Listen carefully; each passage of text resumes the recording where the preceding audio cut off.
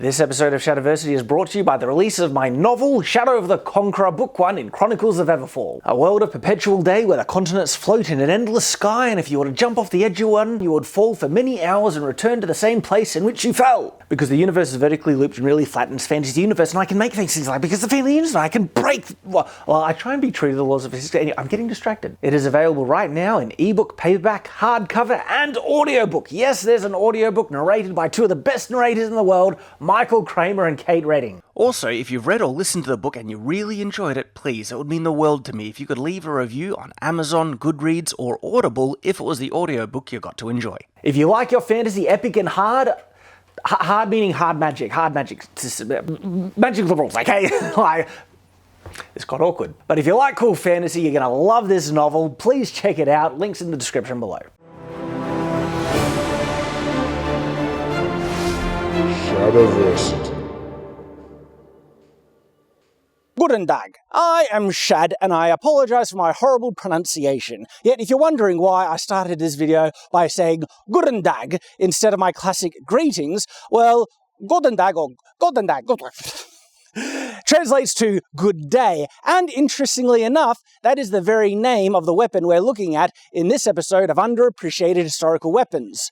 The Goedendag. And I'm pronouncing it slightly differently because that's just how it's spelled. I don't know if it's pronounced exactly the way you would say Goedendag. And what is it? That's Flemish. And this is a vicious weapon that was actually very prominent amongst Flemish militias in the 14th century. Yet, you see this weapon in I guess TV shows that depict medieval periods. Now, I guess you could say this is very much culture specific, but I tend to push back a little bit on that because if a weapon is very prominent in one culture at a certain time, we're going to see it bleed over into other cultures as well. And this is just a devastating, effective weapon that was prominent certain times in certain locations. So I think we need to see it appreciated more, especially in, say, fantasy adaptations of the medieval period. Now, as to why this weapon is named Good Day, translation Goedendag, well, there's theories around it. Nothing that we know definitively, of course, and most likely people, have come to the conclusion that like when this weapon was in its heyday, it was probably just called the Spiked Club or the Spear Club or something like that, because that's essentially what it is, right? It is a spear club, a club that can function as a spear with this devastating, vicious point. And it's funny, out of all the weapons that we've looked at in Underappreciated Historical Weapons, I've only made wooden analogs to get a rough representation. This one is very much a real Goedendag. Like, it could do as much damage as a real one can. In fact, probably even more so, and because of the type of spike I was able to put on the end. More information on that towards the end of the video. But one of the theories as to the origin of the name of this weapon comes from when the Flemish were at war with the French. And I don't know the specifics, but there was a situation where people armed with these weapons were patrolling streets and they wanted to hunt out the French, and they'd come up and they'd ask someone, or they'd just say, oh, good day, Goedendag. And if they replied in a French accent or couldn't speak the language fluently, well, some violent things came as a result. But it's also just a very humorous thing to say when you just kill someone. It's like, good day, or hit someone's like, good day, sir. Good day, and you walk off. In actual fact, I'm quite a fan of Dota 2. That's one of the games I play quite frequently, and there's a character in it called Axe. His ultimate ability is an instant kill when your opponent or a character is on a certain percentage of low health. Actually, it's a specific number of health, but anyway, when he triggers it, at times, he triggers an animation where he jumps in the air and says, I said good day, sir! And he does this massive hit, and they explode in blood. I said good day, sir! I don't know if there's a connection, if the developers knew the idea of the Goedendag, that perhaps this was a phrase that you said when you dispatched someone. Good day, sir! For whatever reason, Goedendag is the name that refers specifically to this special kind of club. The Spear Club, if I was to just translate it into common language. So let's break down this methodology in design a bit. And it goes back to the simple idea of the effectiveness of a club. If you were to try and pick what was the first weapon ever used by man in all of history, the club would be a fairly high contender. If anyone picked up a stick and used it to hit someone, well, they got a club right there. So it's an ancient weapon, yet it stuck around in prominence because of its effectiveness. Yet there are are certain limitations to the classic old club. And some of those limitations we can kind of understand if someone is wearing, your opponent is wearing a decent amount of armor, whether it be padding, mail on top of padding, especially plate. Now, when it comes to padding and mail, seriously, like the heft that this has, just by holding it and giving it a good swing, get an idea of the momentum you could generate with it, it's going to hurt them, okay? Especially if it's a solid strike. And would it, incapacitate them instantly? Depends how solid the hit. If it gets in the head and it's a strong hit, I don't know how that guy's going to stay standing, even if he's wearing a helmet. But say something in the side, you might be able to survive. And because it's a blunt force, it might not damage any internal organs. Hopefully you'd break a bone, but if they survive and they don't break any bones, they'll be hurting. I reckon they'll have a bruise or two, but your opponent still might be able to fight. And so that's the limitation with clubs. What are ways that you can overcome this limitation? Well, in some ways, they added something to the top. Now, the Goedendag follows that mentality exactly, but it's not a mace. See, a mace is generally a smaller, hafted club with a solid, bit of metal on the end. And it might be spiked, it might be not, but that certainly increases its damage potential and its effectiveness against armor. Well, with the Goedendag, it seems like the methodology behind it was to increase its length, okay? That means its leverage. Like, baseball bat holds nothing against something like this. And for those instances where it might be even too difficult to get the effectiveness out of this, big club, you've got this vicious, deadly spike on the end to get all the advantages that you would out of using a spear. Of course, one of the disadvantages is in reach. It's not as long as a regular spear, but it's certainly long enough. You've got a good amount of reach with this thing. And in terms of the historical accounts as to when and where these weapons were used on the battlefield specifically, one of the accounts mentions that there was a group of guys in a line behind a row of pikes. And so the pike block was there to try and stall, say, mounted charge from on horseback. And as soon as the horses get, up, especially if they're committed to the charge and they want to break through the front line, perhaps they might, break past the pikes of some kind. Well, you had a row of guys with these vicious weapons ready to just, I don't know if a horse would be able to survive a big strike like that, but then they also were able to get solid, massive thrusts. One of the other accounts actually mentions that they were used in lieu of pike walls, and these were actually used to break cavalry charges in and of themselves, that they would be stuck into the ground. You kind of brace it with your foot, like right there, on a steep angle or something like this, and it's hard to try and figure out how exactly they'll do it because it doesn't have a lot of height. But something like this, and would they crouch? But you also have to remember that the Goedendag, they varied in length historically. They're actually shorter ones than this, and it seems like there were longer ones as well. I tried to pick the most iconic, classic kind of size of this kind of weapon. But outside these kind of specific accounts of how these weapons were used, and like I said, it's kind of hard for me to figure out exactly the whole, bracing for a charge like that, because it's just not long enough. But all right, the accounts say that they were used in instances like that. Outside of these things, okay, the weapon is just devastatingly effective as a weapon in and of itself, right? A massive club and a vicious spear. So you've got way more versatility than a regular club, and you've got a lot more, punch than a regular spear. And because it's shorter, you have a bit more versatility in close quarter combat because you can choke it all the way up here. You could probably quarter stuff it. You could even hit with the back end, massive strikes like this. Gosh. One of the interesting things that I find when we look at the medieval setting adapted to either historical dramas, whether that's on TV and literature, but also in fantasy, is when people think of the iconic weapon that is used to overcome opponents' armor, one of the big defaults is the mace. And of course, the mace is a dedicated armor combating weapon. It has some severe limitations if you're fighting against someone with a sword who isn't in armor, and so there are limitations with the mace, but that seems to be one of the big go-to ones. And if they're going for something two-handed, you'd be looking at like a poleaxe or halberd, a big polearm and stuff. And this kind of selection is actually limited to the selection that did exist in the medieval period. And the Goedendag is one of those overlooked, underappreciated weapons that is viciously effective against opponents in armor and was used very prominent in certain locations and times in the medieval period. And so I feel it really should be added to the repertoire of weapon, selections in medieval fantasy settings and historical dramas as well, especially if that historical drama is depicting, the time, and place where these weapons were used prominently, okay? Come on, historical accuracy! So the Goedendag I'm holding right here is a surprisingly accurate analog to one that existed historically. One of the things that you'll find, though, more predominantly, is the historical ones made had kind of a metal cap at the top that the spike was affixed to. Now, that's not to say that perhaps they were never made in the way that I made it, where you just jam the spike into the bit of wood right there, because it's a cheaper alternative, doesn't take as much fiddling, and it is viciously effective. But one of the advantages of having the kind of metal cap around the top is that now you have something even harder on the full-on striking business end when you do a big wind-up strike. Now, of course, these are pretty brutal strikes that I'm doing.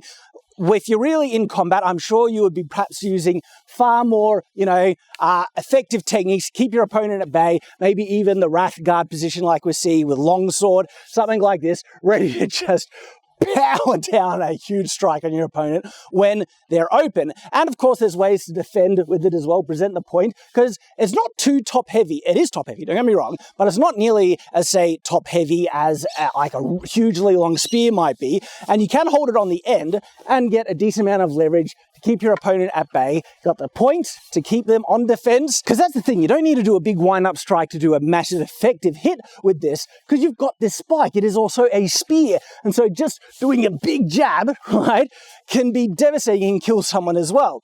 Now, one of the advantages that some historians have postulated as to the design is the fact that there is such a flat here with the spike, and they say that this would essentially function in the same way that the wings on a wing spear would, or a boar spear sometimes called. The advantage being that this flat and the wings on those spears prevent the spear from penetrating too deep into an opponent, because it's a misconception that stabbing someone all the way through and having it come out the back is necessarily as deadly as if you were stabbed all the way up to the tip where this would be, because if this gets deep enough to hit vital organs, which it would, they're going to die, right? It's very hard to see them surviving. And the problem with if you stab them all the way through and it comes out the back is withdrawing your weapon. Because what if your enemy has buddies, you're in a battlefield, ready to come in and kill you while your weapon is now stuck and engaged in your opponent and you're having trouble pulling it out. So interesting advantage that people postulated about the flat top. Won't go all the way in. You can pull it out just as easily and keep on stabbing to your heart's content. This is a bit of a vicious subject, isn't it? The other big advantage of the Goedendag is how cheap this weapon would be to manufacture. If you can get a solid shaft, not too hard to find. I mean, if you have an axe, you'll be able to sort yourself out pretty good to, make one of these. And then it's just a matter of getting a spike. Not too difficult to manufacture, and even if you can't, it'd be pretty easy for blacksmiths to manufacture. And most likely in a medieval kind of period of 1400s, would be looking at something that would be mild steel, sometimes even iron, perhaps would be higher quality ones, but it's a spike, okay? It doesn't need to be too fancy to be very effective. Which brings up an interesting topic regarding this one that I have made specifically, because how do I make it? Well, bit of hardwood from the hardware store, and I was worried that I wouldn't be able to find a decent analog for the spike on this weapon to get a good demonstration analog to figure out how it's using. And then I came across this vicious thing, and it's a roofing punch, okay? Punching holes in corrugated iron, tin roofs, all that stuff. That's what this is for.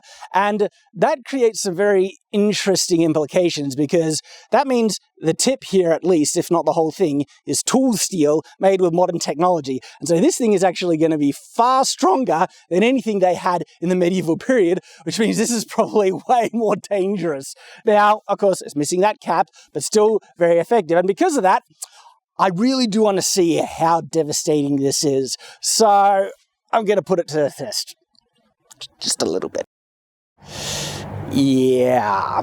Now, if you're wondering why I've been wearing a sword through this whole video, well, as many of you will know, that the sword was a sidearm of the medieval period. And so if I was going to the battlefield and I wanted something heftier that would be able to, take on opponents in armor, and I was using something like a Goedendag, well, having a sword as a backup, absolutely. And because it's so convenient to hang at your hip, so easy. And you ever see me be walking around with this thing here, it hasn't been getting in the way. And so now, this is my riveted mail, shirt. I think it's mild steel, which is actually quite accurate to medieval period, but it is steel. Riveted mail specifically, and we're going to put this vicious spike right here to see how well it does against mail. Now, of course, there would be padding underneath this, And I could have put my gambeson underneath, but I love my gambeson so much, I don't want to damage it. And I'm confident that a spike like this would get through gambeson. But all right, like just to give us a preview as to what we can expect from this, okay? Now, again, this spike is even more vicious and deadly than a historical one. So this isn't going to be historically accurate, but it'll be instructive enough, especially with how effective the one I've made. But see how much that is penetrating through the mail without splitting apart any rings. So no matter what, we're going to get like half an inch, or even, what is that? It might even be 2/3 of an inch. And I'm doing that for my American viewers. I would say 2 centimeters, the proper way of doing measurements. I probably triggered so many people with that. We're at least going to get this level of penetration against the mail and then see if it does any more. All right, let's go. 1, 2, 3. Go! Holy crap!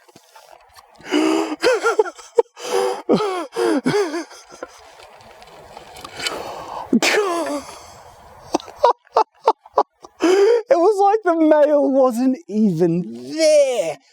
Oh my goodness. And wow, this split apart, like, it's getting close here. It'll be a little bit fuzzy, but I got a 4K camera now. I uploaded in 1080p for the video, for the YouTube, but it's filmed in 4K, so we should have, hopefully get some detail here. And this, it got right in the center of a ring and just split it apart. And it was actually a riveted ring. Split it apart like it was nothing. And wow, they got all the way up to here. And honestly, I felt if I kept pushing more, it would have slowly snuck in. So now, all right, were the spikes on Goedendags historically as tapered and as strong as this? Well, this is the thing. This is very interesting, right? With what the test we just did, we don't actually need a hardened tip for it to be viciously effective, because it wasn't trying to penetrate like actual steel, it was just slipping in between the rings. And so the tip doesn't need to be too strong to achieve that, just to slip in between a ring, and then through the gradual taper, it'll just force that ring apart. When it comes to, say, gambeson like this, it doesn't need to be hardened steel to overcome the, strength of the linen. The tip just needs to be sharp enough to slip in between the fibers and then start to force it apart, and it's going to get through the armor. That is vicious. Now, when it comes to plate, that's when having something like a hardened steel tip like this would be very effective.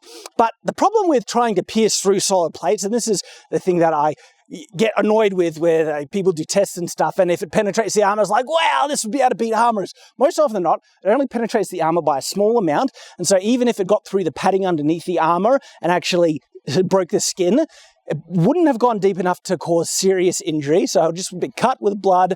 It'll be annoying because, even that deep can be cause a lot of bleeding, but that'd be hard to reach a vital organ as a result. And more often than not, if it's a metal plate, this would get stuck in a metal plate. And so honestly, if I was going up against someone with plate, I would not revert to be using the spike unless getting in the joints of the armor. I would be doing something like this.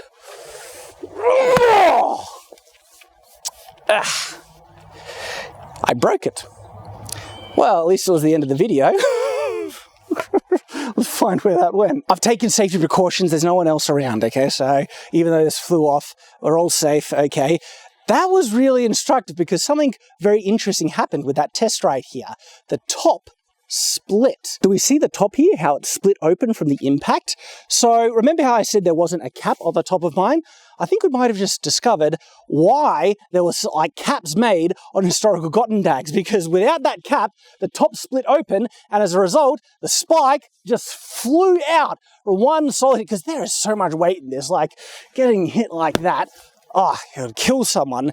And so there we go. We've actually kind of backwards engineered the reason why historical Goedendags had a metal cap on the end, to fix the spike on more securely, but perhaps to also prevent this splitting open if the spike was just jammed in the top there like that. There we go. Now, interestingly, this was so dangerous and the spike so vicious on this, I was going to pull it out anyway, and I was wondering how on earth, because it was jammed in tight. I'm not kidding, this was jammed in really, really tight. And the fact with it being so tight, having come out with one solid swing alludes to the forces that were at play with that strike, the fact that came out in one solid swing. So I guess I just have it like a baseball bat on steroids now. Still, there we go. This has been the historical Goedendag, a very underappreciated historical weapon. Thank you very much for watching. I hope you have enjoyed, and of course, I hope to see you again. So until that time, farewell.